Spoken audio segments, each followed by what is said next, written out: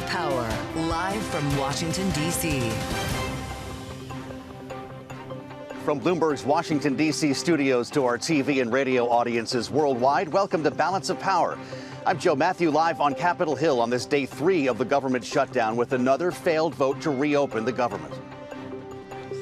Republicans are being responsible. We're operating in good faith, and we're trying to get the Democrats to do their job, and they won't. Maybe if Democrats do the right thing, this government shutdown can be over. Our troops can get paid again. We can go back to doing the business of the American people. But if this shutdown continues, as we've said, layoffs are an unfortunate consequence of that. On this vote, the yeas are 54 and the nays are 44. Senate Republicans continue to vote on the same partisan Republican spending bill that's dead on arrival because it guts the health care of the American people. Another day of failed votes in the Senate as both Democratic and Republican funding proposals falter without enough votes to pass. We'll have the state of play with our reporters and political panel. Plus, breaking news as we come to air days after the president released his plan for a ceasefire in Gaza. Hamas now agreeing to release all of the Israeli hostages. Almost 2 years since the October 7th attack. Hamas saying it is ready for immediate talks with Israel. We'll discuss what comes next when Democratic Congressman Gregory Meeks, ranking member of the House Foreign Affairs Committee, joins us. And our exclusive reporting tonight on China's efforts to reverse curbs put in place by the Trump administration, what they're now negotiating. When we speak with former Deputy Secretary of State Wendy Sherman up ahead on this special edition of Balance of Power. We begin tonight here on Capitol Hill, where another vote to reopen the government took place just a couple of hours ago, with both Senate Democrats and Republicans falling short of the 60 votes needed to pass their respective budgets. As we get breaking news now regarding Hamas, let's go to Bloomberg's Kate Sullivan, who is reporting live from the White House. Kate, it's great to have you this evening. This news from Hamas already generating a response from the White House. What are we going to hear from President Trump? Absolutely. So we are actually, I keep refreshing Truth Social because we're expecting to hear from the president any minute now. White House Press Secretary Caroline Leavitt posted a behind-the-scenes photo of the president in the Oval Office. It looked like he was taping a video. So we're waiting to hear from him shortly directly on this. But, you know, the president has been very involved in trying to get these hostages released, in brokering a peace plan. I'm sure we will hear a lot from him on this. And I just wanted to note that this comes just hours after Trump issued a very firm ultimatum to Hamas. He said that they had until 6 p.m. on Sunday to agree to the plan, or else all hell like no one has ever seen before will break out. Kate, it's not just, of course, Hamas that the White House is dealing with this evening. The president's set to be talking with his director of budget, Russ, Vought, about potential cuts, budget cuts, furloughs becoming layoffs. Have we heard anything on this? Absolutely. So I actually asked White House Press Secretary Caroline Leavitt about this in the briefing today. I asked, you know, Trump and Russ Vought, the head of the Office of Management and Budget, met yesterday. And my question was, did they agree on what cuts are going to be made? Who is going to be impacted? What agencies? Trump has made a lot of threats about making cuts across the government, and he's talked about making some of those cuts permanent amid the shutdown. So far, we do not have those specifics. The White House is not saying who is going to be impacted, whether it's layoffs or furloughs or firings, which programs are going to be targeted. So right now, federal workers across the government are just waiting to hear whether they've been impacted and are really just, this could happen at any moment. Got it. Bloomberg's Kate Sullivan reporting live from the White House on what again is day 3 of this government shutdown. And joining us throughout the evening, our political panel. Bloomberg Politics contributor, Republican strategist Rick Davis is with me, partner at Stone Court Capital, along with Democratic strategist Megan Hayes, former special assistant to President Biden. It's great to have both of you with us here on a beautiful evening in Washington. Unfortunately, we don't have better news to talk about. Rick, you knew these votes were going to fail today. Should lawmakers be going home this weekend? We just learned that they extended the House recess. They won't be back for yet another week. Yeah, I think it's exemplary of the fact that nobody's in the deal-making mood, right? We know there have been conversations going on in the Senate between Democratic and Republican senators about how do we end this impasse? What do we need to do to get a deal to move forward on the continuing resolution? And everything I've heard today is that they made no real progress, no tangible progress. We've talked about, maybe there'd be a gang of 8, 4 Republicans, 4 Democrats show up to try and work something out one step below the leadership level. None of that has materialized. So today was pro forma. I think more for the media than for actually making any progress with a real negotiation. Interesting. Everyone thinks they have the moral high ground here, don't they, Megan? Democrats certainly do, and they're not showing any signs of backing down. Is that the right move right now? Yeah, I absolutely think so. I also think it's interesting that the Republicans were sent home for another week. It shows that they're really not interested in negotiating. Jeffries has the entire caucus here. They want to talk to people. They want to have that gang of 8. They want to be participating in negotiations. I think it's just really interesting that they're showing that they are working for the American people, which I think the polling is also showing that the Democrats are much more are getting much more credit for fighting for health care costs for the American people than the Republicans are just staying home for vacation another week. Well, is there some smart strategy here? Rick, this is a real take it or leave it moment. If you don't even have the House in town to deal with this, of course, it's the Senate vote, but that's the point, right? We're not making any changes. You tell us when you're ready to pass this. Right. I think we've been basically seeing the emergence of a deal, which is House is not going to change its vote. They barely were able to get this passed. And so the deal on the table in the Senate ultimately is you have to vote for a clean CR, which every senator that was here a year ago voted exactly for this bill once before. So it's not a policy issue inside the bill. But in return, we have to get some kind of a deal in a future bill, whether it's appropriations or standalone, to help patch. I wouldn't say fix, because that's unlikely to happen in total, but to patch the problems they have with the ACA and the insurance subsidies.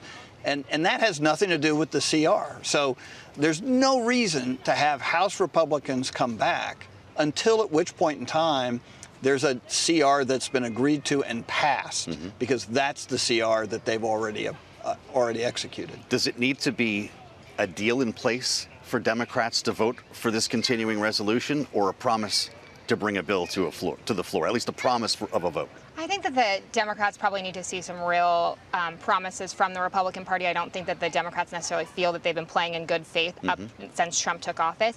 So I think they need to see some real guarantees to vote for the CR to then have another bill for the healthcare subsidies in place. But I do think on your point of if there's no reason the Republicans come back, I do think, though, that Americans send their members here to work for them, and they're supposed to be keeping the government open. So the fact that they are not here in Washington working, I think, sends a bad message to the people in their districts. I want to ask you both about the news regarding Hamas, and we, as Kate told us, anticipate a video from the president imminently, and when that lands, we'll bring it to you here on Bloomberg. But first, Rick, everyone's going to Sea Island, Republican senators, to raise money this weekend. So this is a resort in Georgia where they're going to be playing golf and pickleball and drinking wine and raising money. Is that a good look this weekend? What am I doing here? I don't. No, it's a bad look, and probably more to do with the fact that there's a government shutdown and they're doing this rather than anything that's happening in the Middle East. Yes. That's really the purview of the administration and the White House. Certainly, and I don't mean to conflate those two. Yeah, and so. Yeah, I mean, it's a difficult optic, and I'm sure Democrats will have their folks down there videotaping. Yeah, you're going to have trackers at Sea Island, right? Pickleballs and the dinners, and so yeah, those trackers are going to have a field day and probably enjoy themselves too. So we're the only ones not in Sea Island. I guess that's the truth. Should it have been canceled, or you just don't do that when donors are waiting for you in Sea Island? Yeah, you already got the money. You would have canceled it. Yeah, absolutely. The optics are horrible. It's going to show up somewhere in someone's reelection campaign footage. No reason to give Democrats more ammunition than they already have to cause political mischief. President said to be recording a video right now. That's what Kate Sullivan just told us. This will be his response to the response from Hamas, which says the hostages will be released. Is this vindication for the way he's handled this? I don't necessarily know it's vindication because we don't have a firm yes yet. I think they're still going back. But I do think that this is progress. They didn't outwardly say no. They didn't reject it outright. We need to have peace in the Middle East. We need to have some sort of resolution to this entire conflict. So I think this is a really good, positive first step. And I think that Trump and his team has done what they need to do to get to this point. I don't know. I mean, I don't want to take away credit when they've actually worked really hard to get this deal done. Yeah. Should we take Hamas at its word? Well, it just depends upon the conditions that exist between now and when a deal really gets inked. They didn't say yes to everything. There are caveats, and those could be deal breakers for Israel. And we've seen Israel throw cold water on these deals even after they've agreed to them. And so to get this crowd to play nice with each other in the interim to get a final deal executed is going to be immensely difficult. But you have the entire GCC, most of the Arab world, most of the Muslim world, all putting pressure on all these parties, not just Hamas, but also Israel and the United States to get something out of this where, as you said, we need to move past the current state of affairs. And by the way, I mean, Donald Trump, this is probably his #1 priority. Setting aside the government shutdown, he's been working toward this peace deal for 2 years now, and I think he really feels like this will define his presidency. You know, I have to ask you, if this is real, if he gets it done, Nobel Peace Prize? Oh, I mean, I don't know. He brought it up just yesterday. I mean, he wants one so desperately. I wish they'd give it to him so we could stop talking about it, if we're being really honest. How about you, Rick? Look, I think if he is able to solve this conundrum that has existed for some time, not just since October 7th, 2 years ago. Yes. I think they should really consider seriously giving him a Nobel Peace Prize. How about that? And if not, just to turn the page. Exactly. Quit talking about it. Well, you know, that's going to have Nobel Peace Prize for over. He can put it right near the B-2 bomber model on the Oval Office desk.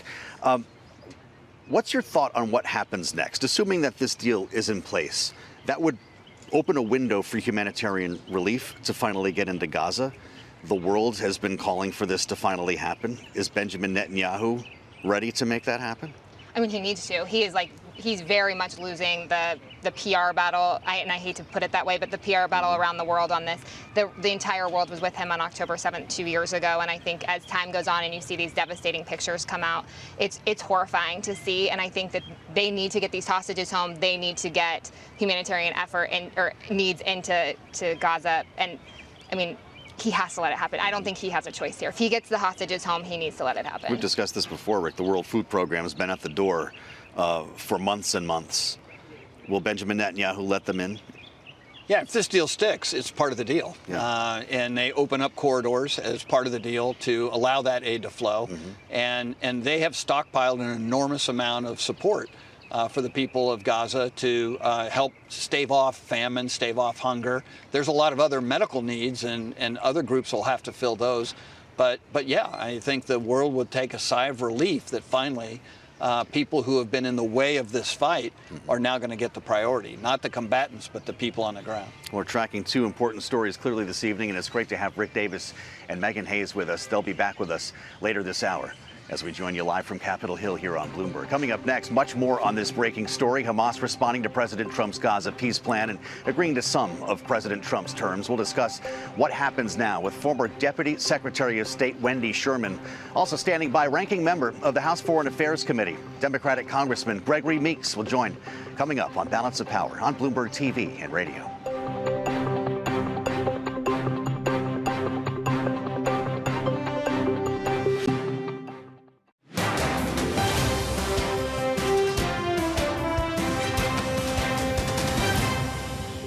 The president has deep concerns about all of the atrocities that have taken place in the Middle East over the past few years. Right now, the president has made it very clear to Hamas that this is an acceptable and detailed proposal that they must accept, or the consequences are going to be very grave for them. And he has given them a deadline of Sunday evening at 6 p.m. Welcome back to a special edition of Balance of Power. We're live on Capitol Hill. I'm Joe Matthew. That was White House Press Secretary Caroline Leavitt earlier today. Just a few hours before we got word, Hamas said it has agreed to parts, at least, of President Trump's peace plan, and it agrees to release all of the Israeli hostages. President Trump just responding in a statement, saying in part that Israel must immediately stop bombing Gaza, but that believes Hamas is ready for peace. Joining us now with his perspective, Democratic Congressman Gregory Meeks of New York. He is, of course, ranking member of the House Foreign Affairs Committee, as well a member of the House Financial Services Committee. It's great to have you back with us, Congressman. How should we be viewing this moment? Donald Trump got the hostages released. Does he deserve vindication for the way he's handled this conflict? Well, I think that his 20-point proposal I agreed with, as well as the regional partners. And so, therefore, that is a good thing. I came out in support of it. This is diplomacy. This is the way that I think that we ultimately will solve what's happening in the Middle East and to have some real and true peace. Now, I've been a big proponent, for example, of the Abraham Accords, and that too was started by Donald Trump in his first administration. Again, it's important, significant, and we've got to give diplomacy an opportunity to work. And just what you just reported is important also. Israel should not continue bombing Gaza. I agree with the president on that. Let's try to see if we can get this thing done. Let the negotiations continue in that regard, at least the clarifications of what the 20 points is. And let's try to make sure we can finally change the situation in the Middle East where you can have a Palestinian state side by side with a Jewish state of Israel. Well, of course, I don't need to tell you, Congressman, that both parties here have a record of not making good on ceasefire agreements, on any agreements for that matter. That goes for both Hamas and Benjamin Netanyahu. As the ranking member of Foreign Affairs, how much time will you give this before it has credibility? Well, I think that diplomacy needs more time than just till Sunday, that's for sure. I would think that, a week, a couple of weeks, should be able to hash this thing out. And I think that with the aid of Gulf countries and other countries that also have signed off on the 20-point plan, along with the United States and Israel, we should be able to get it done.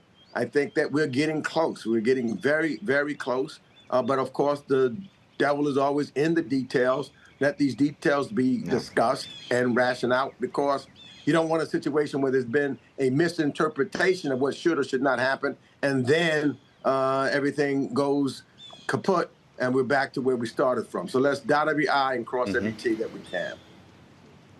Benjamin Netanyahu has been seen as a pariah by many in the region because of the high number of civilian casualties that we've seen among Palestinians living in Gaza.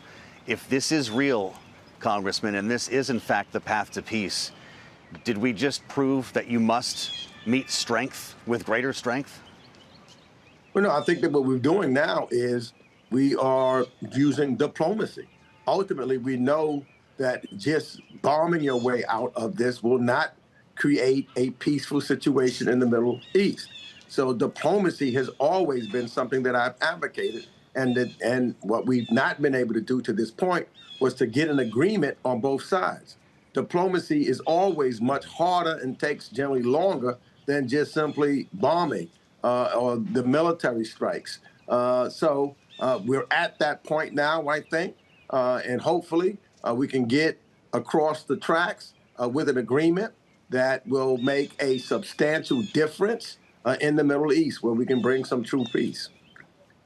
And what's important, Congressman, as you can, really important, is that all of the Gulf countries, and along with the Pakistanis, are all involved in this. Our allies in Europe all agree with the 20-point plan. So we're at a point where, you're talking about hostages being released and humanitarian aid getting in.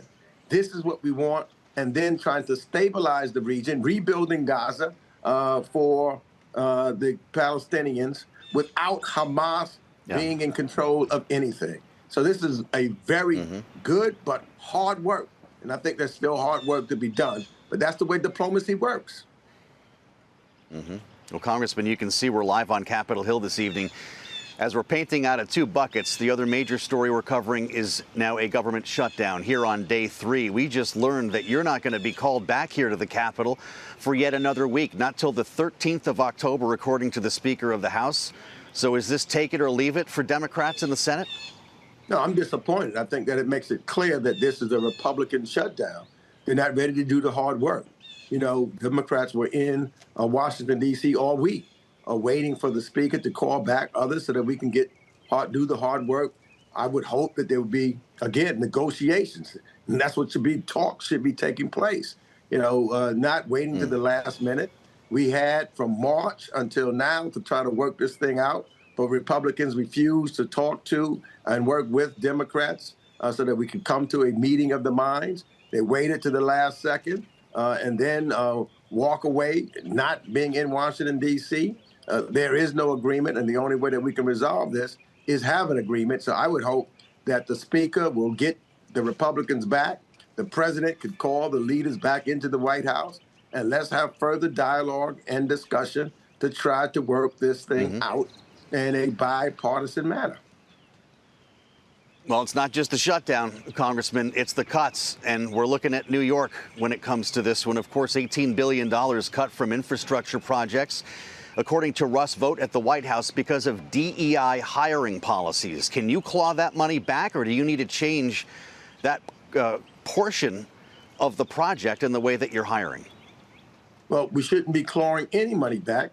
What was agreed upon by Democrats and Republicans, which is our authority actually in Congress, should not be left up to discretion of the President of the United States. You know, we all have a problem with Mr. Vought, who is the author of Project 2025. And the president at one time said he knew nothing about it, he wasn't going to get involved with it, etc. But now we see that was a lie, and he knew all about it, and put that person in charge of various things in the White House, and when I don't believe he should ever be there. So this is an attempt by the president to, as far as retribution, I guess, to Senator Schumer and Leader Jeffries because of our position trying to do a bipartisan agreement here. Well, it's good to have you, Congressman. Come see us when you get back into town. Democratic Congressman Gregory Meeks of New York. First reaction there from the House Foreign Affairs Committee on this breaking news on Hamas. The Bureau of Labor Statistics is making good on its threat to hold the release of the September jobs report. Didn't come out today, of course, data that provides crucial insight to the state of the U.S. economy. Here's newly confirmed Fed Governor Stephen Myron earlier today on Bloomberg talking about the impact of this delay. Access to high-quality data is of utmost importance when making monetary policy decisions. However, it's also the case that we don't make monetary policy decisions every day, right? The FOMC meets to vote once every 6 weeks or so. Now, I think that's a bit longer than most shutdowns have historically lasted, so I'm hopeful that we'll get the data by the time we actually have to make the decision. For a look at how the markets moved today without jobs data as a result of this whole shutdown, we turned out to Power Moves with Bloomberg's Nora Melinda, who joins us live from World Headquarters in New York. Nora? Joe, stocks barely eking out a gain this afternoon on Friday here, up about 0.1%, really just trading flat here. But of course, if you look at the NASDAQ 100 down about 0.4%, really a lot of uncertainty as we round out this week. A lot of people thinking about the fact that today was meant to be a jobs day. We did not get jobs data today to end the week. Of course, people really looking toward the Federal Reserve's next meeting expected at the end of this month, really just looking to see some sense of certainty as to whether or not there will be another cut to come here as it relates to interest rates, but also lots of AI optimism out in the market. But you did see a bit of that fading as we ended the week today. All eyes essentially on Palantir. This is one of the biggest decliners in the NASDAQ 100 this Friday. And of course, this comes after some concerns that came from the company and a lot of scrutiny that it faced here in particular. This in regards to a report that its battlefield communication system was seriously flawed. Palantir here denying this claim. But of course, you are seeing the shares pressured down about 7.5% in trading at the end of the closing at the bell today. But really looking at big tech more broadly, and of course, oil also in focus. All eyes really on the geopolitical tensions continuing here, Joe. Yeah, we'll have a lot more on that ahead. Bloomberg's Nora Melinda, we thank you. Indeed, coming up next, Hamas responding to the president. We'll have more ahead right here on Bloomberg TV and radio.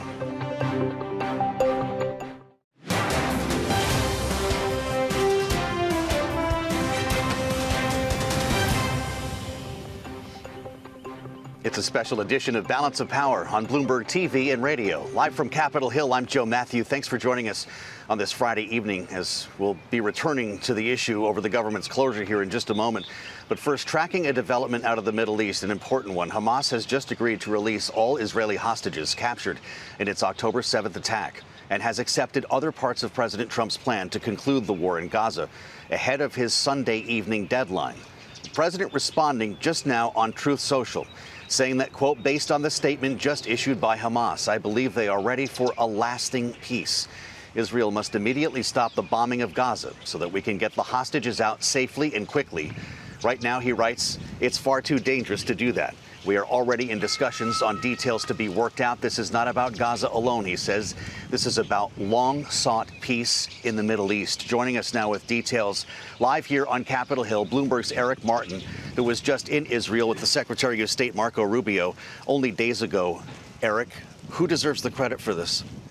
Joe, this is a historic day, potentially, what we're seeing here. Here we sit on October 3rd, 2025, almost 2 years to the day since the Hamas terrorist attacks against Israel.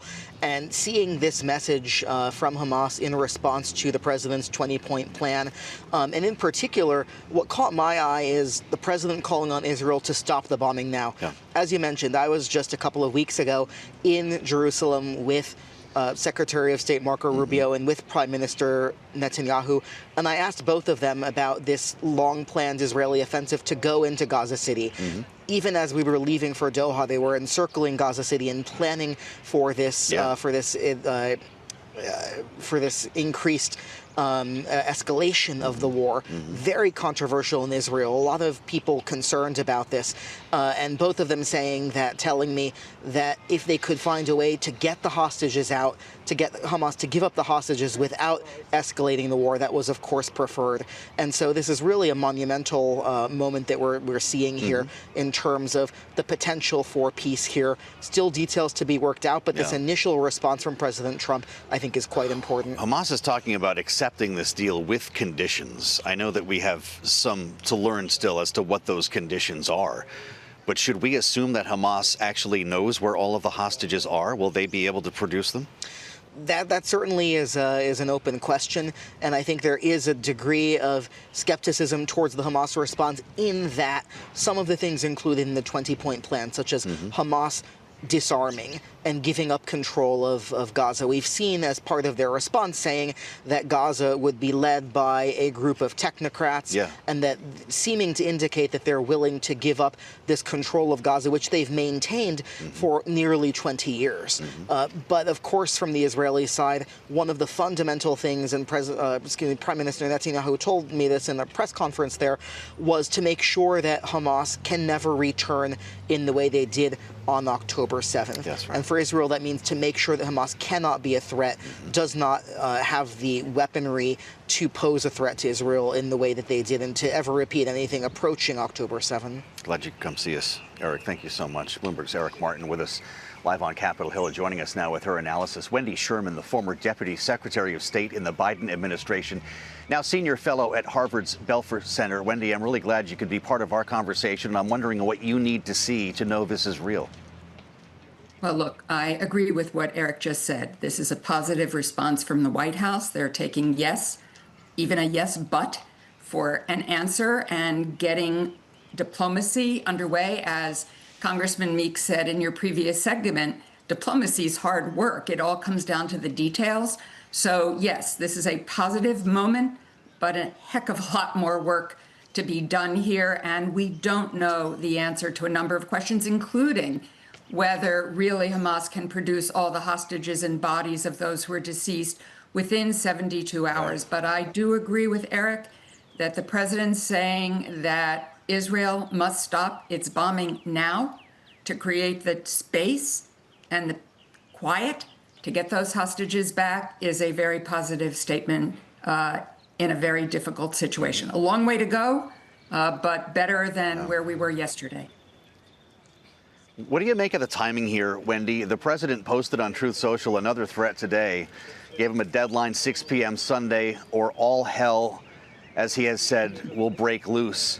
Gaza already is all hell. Did that threat unlock this acceptance? I don't know that the threat alone unlocked the acceptance, and I would say it's a yes but acceptance. It's not a total yes acceptance yet. But I think that Egypt, Qatar, probably United Arab Emirates, even Indonesia, Saudi Arabia, those who have signed on to this proposal have applied pressure to Hamas as well, Qatar being quite important to that. And as we all know, the president just gave Qatar, which is a key negotiator here, what amounts to an Article 5 security guarantee from the United States. Now, I don't know if that will hold up, because usually those things are done by treaty, not by an executive action. But nonetheless, the president clearly wants to build a strong relationship with Qatar. And I will say one other thing. This probably, if it keeps going forward, puts the president in a slightly stronger position going into the APEC meeting at the end of October in the Republic of Korea in his negotiations with China, and how he is seen in the rest of the world, if he really can be the driving force to bring peace, not only to Gaza and the horrific conditions that the people in Gaza have been attempting to live under, some starving to death, desperately needing to get in. There is a lot of work to be done here, but as I said, we are in a better place today than we were yesterday. Well, assuming this is real, Wendy, and we project to rebuilding Gaza, this could also be extremely complicated. I know the president has talked about making this the Riviera of the Middle East or something, but how do you rebuild Gaza without removing significant portions of the population? I think the Riviera concept is a long way off. Gaza has been destroyed. The president has suggested that, and Israel has suggested that people move out of Gaza City, but they don't have fuel to do so. They don't have homes to go to. They don't have a way to move. They're worried about their children and their health. There is little health care left. Doctors Without Borders has left because it was such a dangerous situation. So what is critical here is to get aid in and to begin the rebuilding. And to go back to part of your previous discussion, we don't know whether Hamas will agree to the governmental structure that the president has agreed to. We don't know if they will disarm. So there are lots of details here yet to go. I know the president of the United States is desperate for a Nobel Peace Prize. I don't think he's going to get one in 2025. That will get announced October 10th. All of the nominations are closed, but maybe he's trying to get to 2026. We'll see how that goes. I know it's something that he's been talking about quite a bit lately. What would this mean then for the future of a Palestinian state? And what would it mean for Iran, obviously pulling the strings for Hamas? Two very good questions. I think for peace in the Middle East, clearly both the Abraham Accords and the further work that's been done is trying to bring the whole region together. Obviously, the fall of Assad was an important piece of that puzzle, sort of degrading Hezbollah and Hamas and the Syrian militia supported by Iran, critical to being able to move forward towards peace, but an enormous amount of work to go on. And it looks like the president is sort of pulling back as sanctions, including the new sanctions at the UN that have just been imposed on Iran, put pressure on Iran in hopes that Iran will do what it needs to do. I think it's a little bit of a risk here, however, probably more than a little bit, because Iran is moving forward to reconstitute its nuclear positions, reconstitute its facilities. Even Israel has said that the huge amount of enriched uranium is probably still there. They have advanced centrifuges to increase the likelihood of getting all that they need for a nuclear weapon. And even if they haven't decided to go there yet, what I call hardliners, the Islamic Revolutionary Guard Corps, the Quds Force, is probably pressing to make that decision to go for a nuclear weapon. So I hope there's some back-channel discussions going on with Iran, because we cannot really get to peace in the Middle East unless we can also deal with Iran. What would this mean for Iran's other proxies, like those in Yemen, for instance, who've been attacking ships on behalf of what's happening, or in protest, maybe a better way to put it, of what has been happening in Gaza? No, without a doubt. What they're doing in Yemen, still giving some support to Hezbollah, clearly still engaged in some ways probably with Hamas, and still trying to see what else they can do in the Middle East. So your point is well taken, Joe. This is an issue that really shouldn't be sidelined. The administration should continue, as I said, even if it's through quiet back channels, to make sure that people don't take their attention away from getting what is necessary here in order to make sure that peace can be longstanding if it can be achieved with ending the war in Gaza. Just lastly, Wendy, how does this end? If the deal is real, is there a signing ceremony, and who shows up for Hamas? Well, I don't know that there's a signing ceremony. I think that Qatar has really been the country that houses Hamas. Whether Hamas's leader would sign a document, I don't see that happening. But I do see a collective action in the Middle East if, in fact, all these details can be worked out. As I said, this is a good day, but there is still a lot of detailed work ahead. And I hope all of that detailed work, as the president seemed to indicate, is truly going on, because without it, there are a lot of pieces of the 20-point proposal that Hamas did not address, and we need those answers. A hopeful Wendy Sherman, senior fellow at Harvard's Belfer Center, former Deputy Secretary of State in the Biden administration. Wendy, it's great to have you with this breaking news. Thanks for your insights. While the government shutdown drags on here on Capitol Hill, House Speaker Mike Johnson and Senate Majority Leader John Thune discussed the impasse that they are facing with their Democratic colleagues. They spoke to reporters earlier today. Take a listen. They did it 13 times during the Biden administration in the previous 4 years, but suddenly they won't do it. So everybody has to ask themselves why. It has nothing to do with health care. The subsidies that they're saying is the issue is not the issue. That is an issue for the end of the year. They have an opportunity, a fourth time today, fourth time to vote, to open up the government and to allow us to do the rest of the work that the American people expects us to do. They have taken hostage the federal government and, by extension, the American people. Joining us now with the latest developments here on this shutdown, Bloomberg's congressional reporter Stephen Dennis, who's live with us on Capitol Hill. He of the patented no, no, no, no, no, no, no before it gets to yes.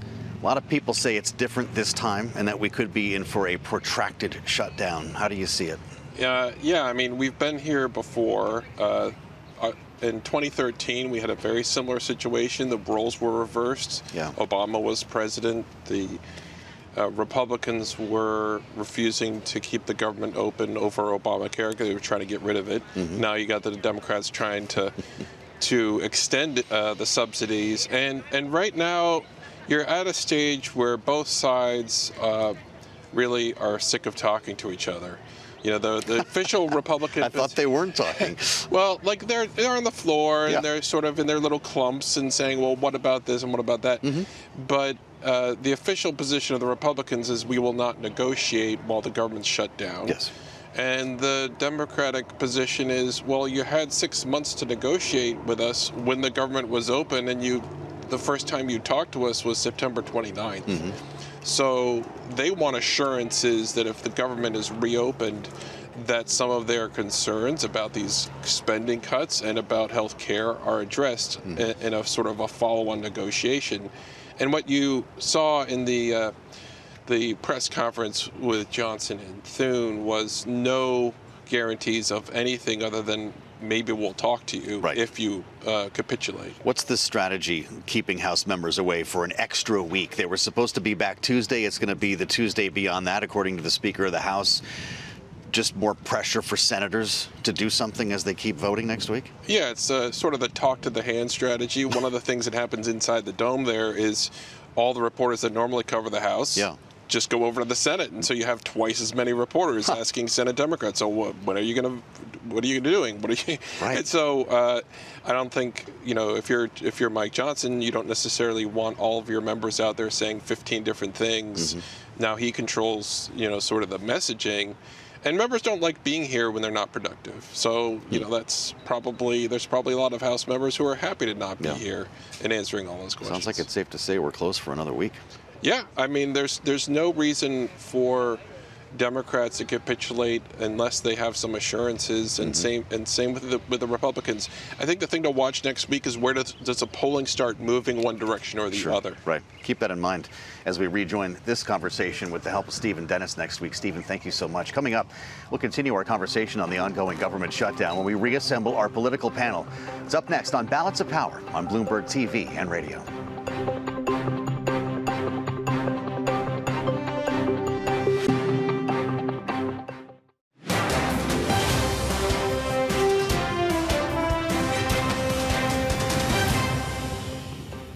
America, this is White House Press Secretary Caroline Leavitt. Democrats in Congress have shut down the federal government because they care more about funding health care for illegal immigrants than they care about serving you, the American people. Until Democrats vote for the clean, Republican-backed continuing resolution to reopen the government, the White House is unable to answer your call or respond to your questions.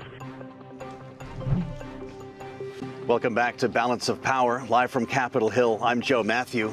That's the current outgoing message when you call the White House today, and we thought we would dial it up to give it a listen. Back with us now this evening's political panel, Bloomberg Politics contributor and Republican strategist Rick Davis, partner at Stone Court Capital, alongside Democratic strategist Megan Hayes, former assistant to President Biden. So that's what you get when you call the White House. And if you go to the front page of any agency, you see that there's a message that says radical left Democrats have closed the government. This is a new wrinkle on the messaging. Does it move Democrats, Megan? No, and it's also a Hatch Act violation that they are committing right there on the agency websites.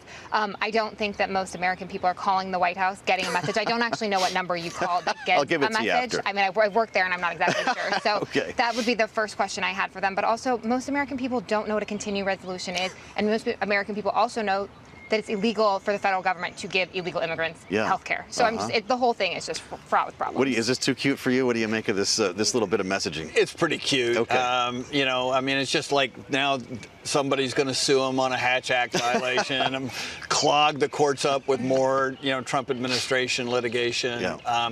Look, I mean, these people, regardless of how you feel about their politics, they are not shy. They will do everything they can to win their point. And they will bend the rules and in some cases break them in order to get what they want. And so it's just going to be something we either continue to sort of be aghast by, and I guess that's something we should do, but it's not going away anytime soon. And this is exactly what this administration has been doing since the day they took office. There was a thought that maybe 3 to 5 days into this, the pressure would start to set in and maybe Democrats cave next week. There's a jailbreak, as some Republicans say. This feels like we're further apart now than we were a couple of days ago. Am I wrong?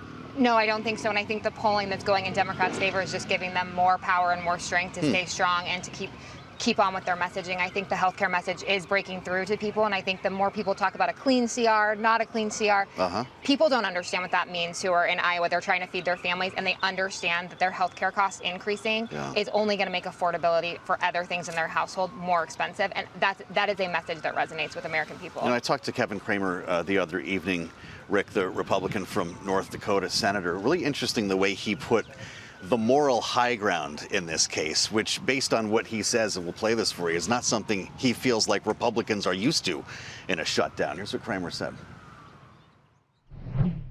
First of all, we're in such an odd position where the Republicans actually have some moral high ground on a government shutdown, which I've never seen in my life, and I've been here a while, and where Democrats are in a more awkward position than they generally are, to be fair. Because funding the government's not that hard generally for Democrats to do, but we have the Trump factor, you have the far left factor with Senator Schumer, which has complicated their situation a little bit. Is that how you feel as a Republican at this moment? Everyone thinks they have the moral high ground. Yeah, everybody does, but he's got a point to be made, right? I mean, this is about funding the government. The Republicans did not stack this CR, this continuing resolution, with a bunch of policy stuff that would make it an anathema for Democrats to vote for. The Democrats made a decision. It's a strategic decision to fight on health care, to try and get what they want that is not typically in a stopgap spending measure like this. And so Republicans feel actually more comfortable now because they haven't sort of polluted the bill with a lot of policy writers. And they basically said, the budget that Biden passed in his last year as president, we are willing to fund that. Every one of those guys voted against it, by the way, when it was an original bill. And we're now willing to vote for it in order to get on with the business of government. And so that does feel a little bit better than trying to shove a bunch of very unpopular policy riders down your throat. Well, enter the Grim Reaper. It turns out Russ Vought is the Grim Reaper, according to the president, who posted an AI-generated video today. You're listening to the old Blue Oyster Cult music. We're showing it to our viewers. Look at that. Donald Trump wants more cowbell. He's got J.D. Vance on the drums. Yeah, you can hear it as well. They put special words to it here, just a day after suggesting that this was a negotiating tactic. Russ Vought is the Grim Reaper. He's carrying a Sith in this video. What are people going to do with this? I mean, I just don't think people take him seriously, right? And it's really sad because he's the president of the United States and they are not taking him seriously. Was he threatening people with this, or is this comedy? I think he's trying to be funny and he's trying to drive a message. To your point earlier, they are really good at capitalizing on the attention economy. And that is what's driving. They are producing content and that is what people are absorbing.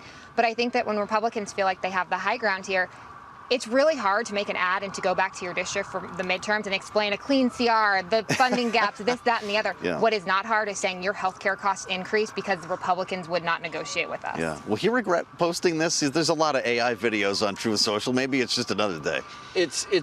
Look, they've posted so many things. They sure have. This is sort of mainstream. And by the way, it does sort of rip the Band-Aid off the wound over 2025. Even the president himself admitted, okay, Project 2025 is the plan. And Russ Vought is in his element because he's unhinged by not having any Congress really influence into what he does every day. And so he can pull back funds from all these various Democratic cities on infrastructure bills that were bipartisan in nature. So I actually think the Russ Vought factor here is significant, and not because of getting a deal to fund government, but to actually, how do you explain this to the American public that somebody who is in the White House is taking bipartisan agreements and basically putting them on hold?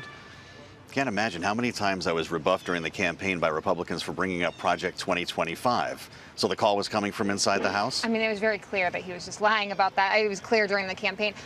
The really unfortunate thing here is American people are not going to want to participate in their democracy and participate to vote because it is so unserious with these videos, with the lack of negotiation, with the shutdown. Everything just seems fake and dramatic. And I just think it's really disenfranchising to a lot of the American people. And that's what I think we're really going to see in 26 and for sure in 28, the next presidential. Yeah. Great conversation. Thank you both for meeting us for Class Outdoors today. This was great. Rick Davis and Megan Hayes.